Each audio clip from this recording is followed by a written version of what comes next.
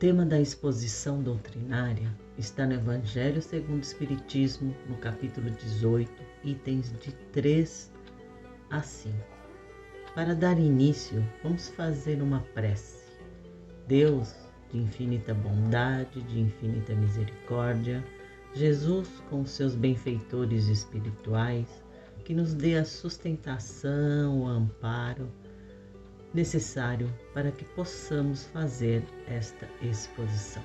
Que assim seja, graças a Deus. Vamos começar lendo o item 3 do Evangelho. Entrai pela porta estreita, porque larga é a porta e espaçoso o caminho que leva à perdição. E muitos são os que entram por ela. Que estreita é a porta e que apertado o caminho que leva para a vida, e quão pouco são os que acertam com ela. Mateus capítulo 7, versículo 13 e 14. Na sequência, no item 4, diz assim: E perguntou-lhe alguém: Senhor, são poucos então os que se salvam? E ele lhes disse: Porfiai por entrar pela porta estreita, porque vos digo que muitos procurarão entrar e não poderão. Na época de Jesus, as cidades elas eram fortificadas. Muralhas eram construídas ao seu redor para assim proteger contra o ataque dos inimigos. Mas tinha uma porta larga na entrada da cidade, e por esta porta passavam carroças, animais, mercadorias e as pessoas. Mas ao entardecer, esta porta larga era fechada por motivo de segurança, e ficava apenas uma porta bem estreita, parecida com uma agulha, por onde passava uma pessoa de cada vez. As pessoas que já foram visitar o farol de Santa Marta, para entrar ali no farol, tem uma porta bem apertadinha que passa uma pessoa de cada vez. Então, esse era o sentido da porta estreita, passar um de cada vez.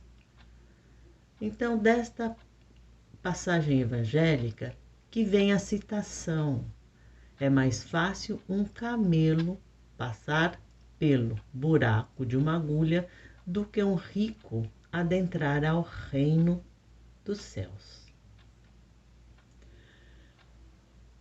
Porta larga. Quando nós pensamos numa porta larga, ela é espaçosa, ela é fácil de passar. Mas naquela porta apertadinha, é mais difícil. Nós temos dificuldade em passar. Então, esse é o sentido, né? De uma coisa larga, que é de fácil acesso, de fácil entrar, e de uma porta bem estreita, que nós temos dificuldades em entrar. Então, lá no item 5, diz assim: a porta da perdição é larga, porque as más paixões são numerosas, e o caminho do mal é mais frequentado. Nós vivemos num mundo chamado de provas e expiações, onde a maldade ainda impera. Então, a maioria da humanidade, ela está nessa porta larga, porta da perdição. Não deveríamos estar, mas pela nossa inferioridade, por sermos espíritos ainda imperfeitos, esta é a porta que a maioria das pessoas escolhem estar. Das más paixões, das más tendências. Então, se nós pensarmos em vícios, como o álcool, o fumo, a gula, vícios são hábitos repetitivos que passam do nosso limite. Nós não temos o quê? O controle. Quando nós ficamos viciados no fumo, nós não temos o controle. Um único cigarro não nos basta. Precisamos fumar muito.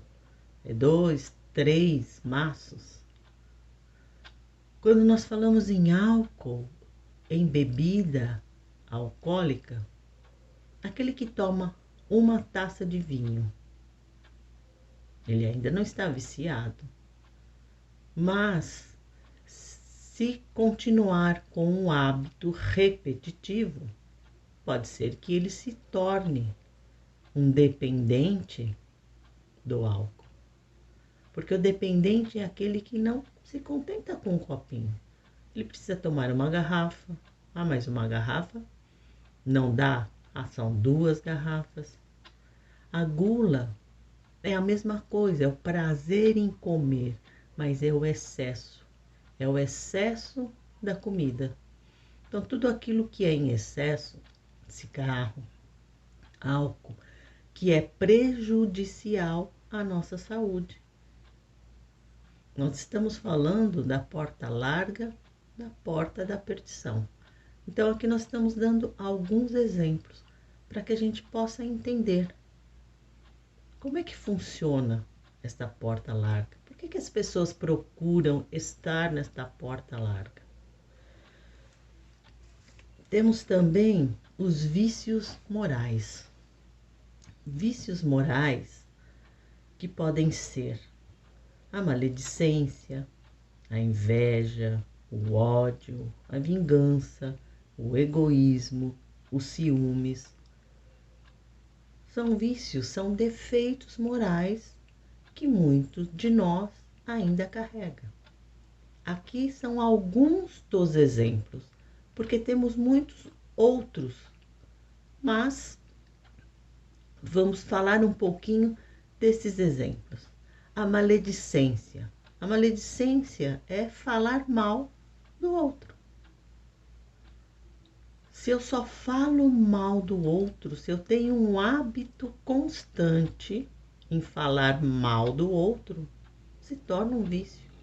Porque eu não consigo enxergar no outro nenhuma qualidade. É só defeito. Então eu só falo mal. É o mal dizer. Inveja.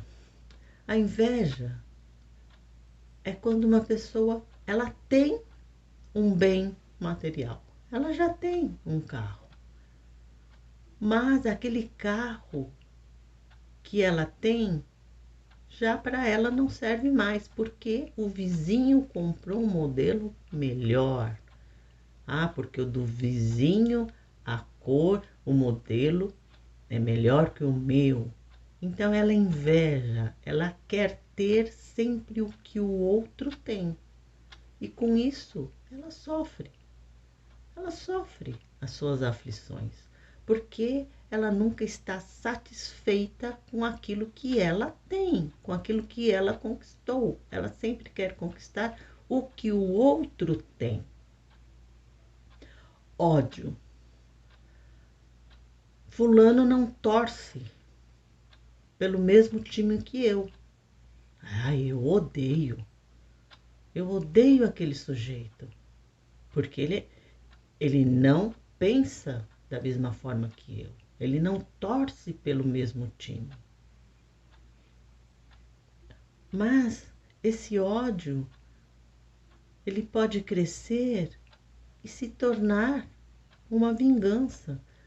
Porque quantas vezes nós, nos noticiários, nós nos deparamos com a notícia de que fulano no time tal bateu no outro que não era do seu mesmo time.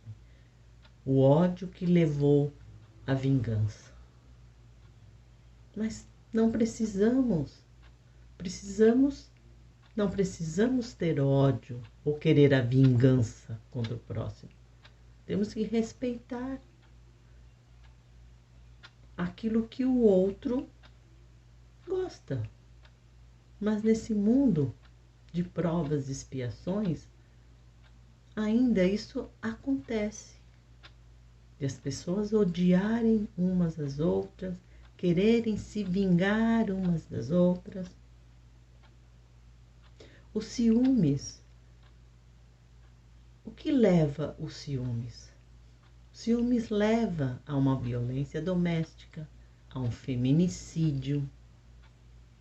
É isso que leva os ciúmes. Então, todos esses defeitos morais que ainda convive conosco na nossa sociedade, só traz o quê? Malefícios para aquele que sente, para aquele que pratica ações ligadas a esse tipo de defeito. Se nós pensarmos na pandemia, está proibido fazer festas. Mas, nos noticiários, o que a gente ouve?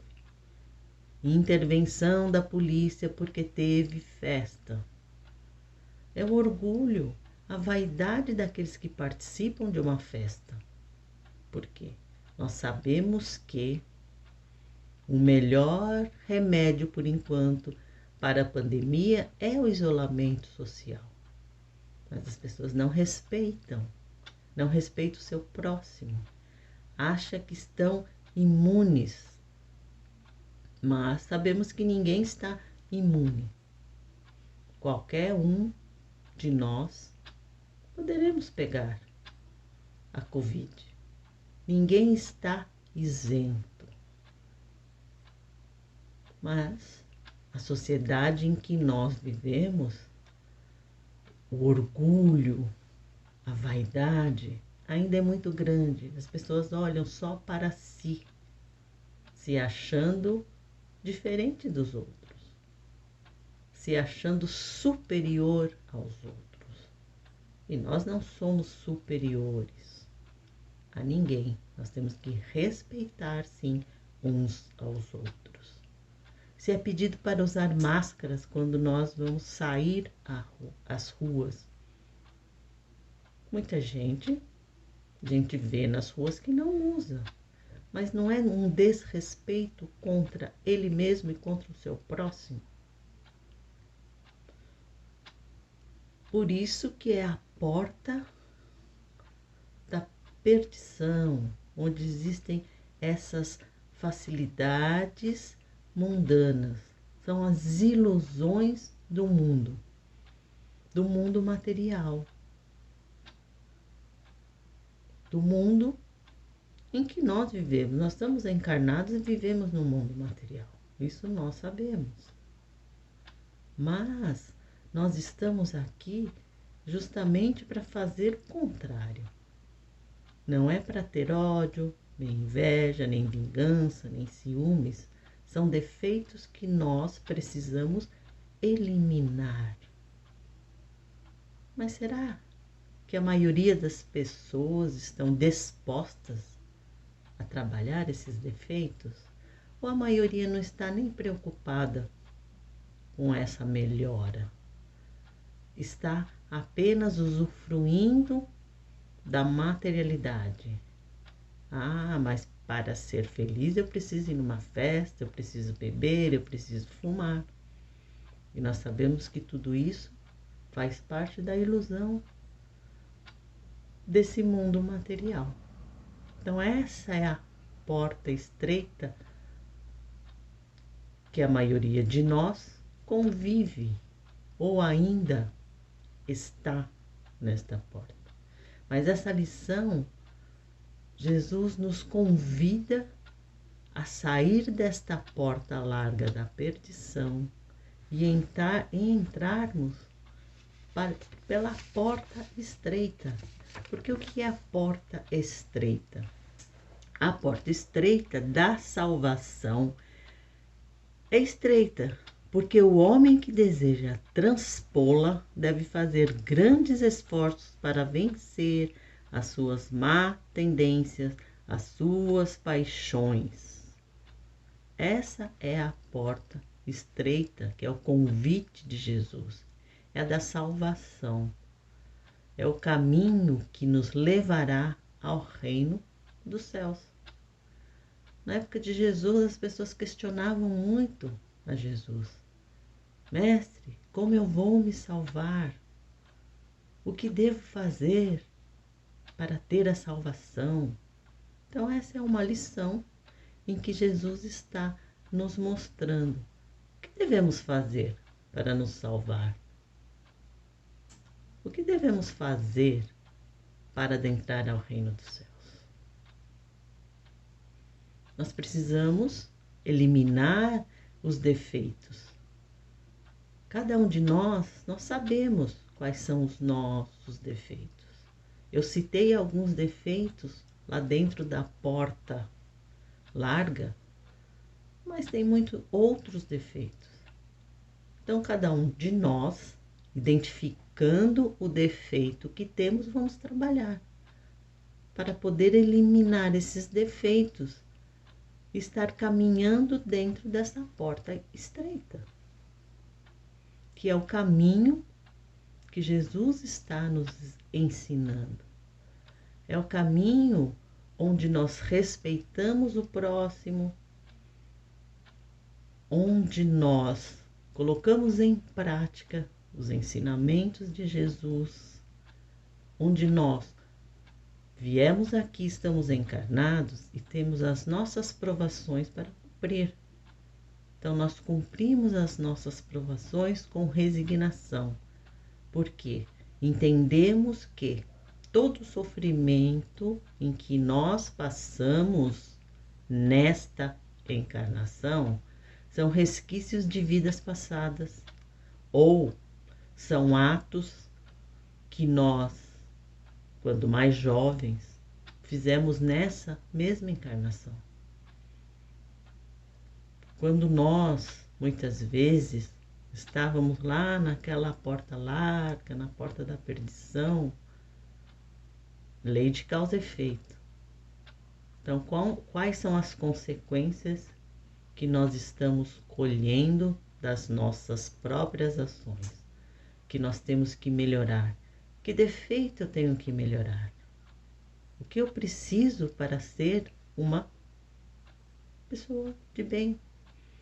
Aquela que pratica o amor, pratica a caridade, tem a humildade, tem a benevolência.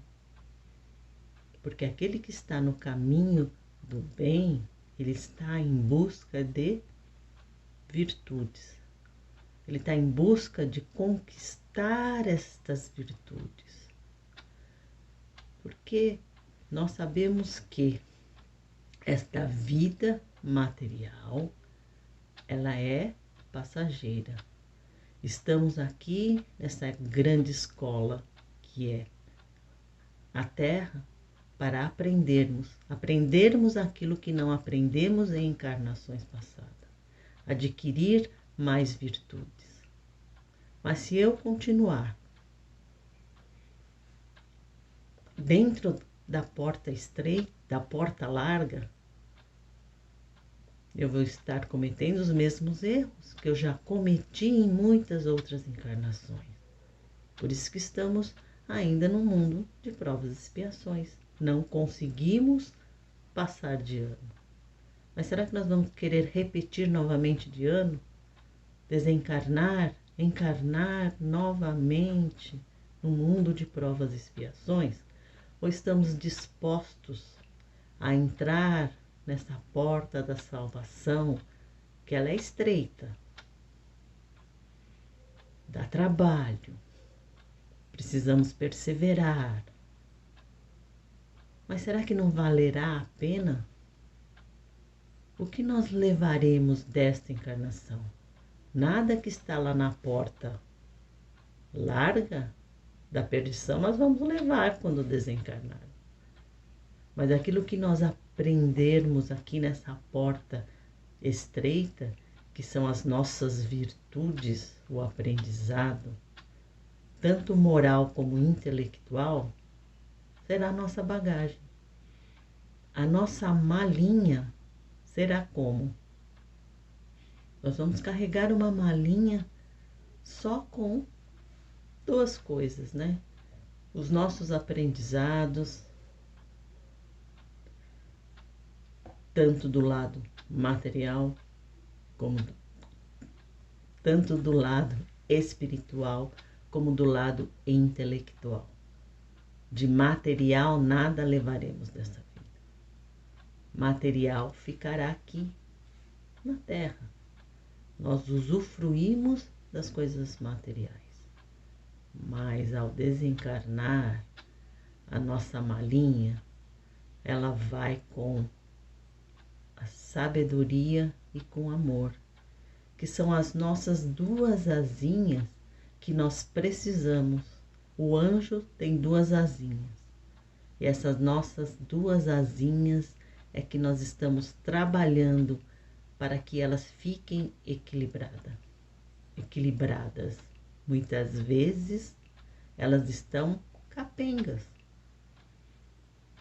Não tem o equilíbrio. Ora, nós nos dedicamos muito à sabedoria, ora nos dedicamos muito ao lado espiritual. Então, nós precisamos equilibrar as nossas asas. O Evangelho de Jesus é a bússola que norteia a nossa evolução. Então, que a gente possa usar essa bússola, esse Evangelho de Jesus, a nosso favor, caminhando sempre nesta porta estreita.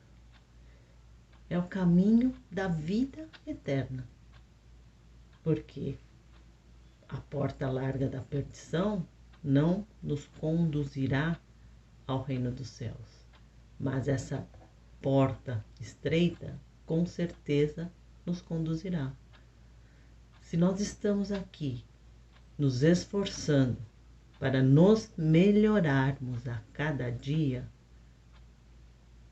será que nós vamos merecer estar no mundo de expiações e provas, onde haverá choro e ranger de dentes, ou já estaremos melhores e preparados para adentrar ao mundo de regeneração? Isso dependerá das nossas escolhas. Quais são as boas obras que estou fazendo? Quais são as qualidades que estou adquirindo? Quais são os defeitos que eu estou deixando para trás? São com essas perguntas, com esses questionamentos, que nós estaremos caminhando gradativamente pela porta estreita. É um convite que Jesus está nos fazendo. Se nós estivermos nesta porta larga da perdição, Jesus nos convida: volte para o caminho do bem. Volte, siga os meus passos. Jesus nos disse: eu sou o caminho, a verdade e a vida. Ninguém vai ao Pai se não for por mim.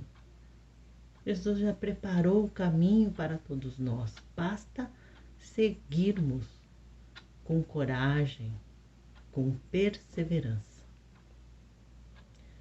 Espero que tenha dado para refletirmos um pouco sobre o tema A Porta Estreita. E eu gosto sempre de convidar a todos para que releiam o capítulo 18, para obter mais informações, para refletir melhor sobre esse ensinamento que Jesus nos trouxe. Então, para encerrar, vamos fazer a nossa prece de encerramento. Deus, de infinita bondade, infinita misericórdia, Jesus, com os seus benfeitores espirituais, agradecemos infinitamente a sua bondade por estar conosco, nos trazendo paz e tranquilidade. Que assim seja, graças a Deus.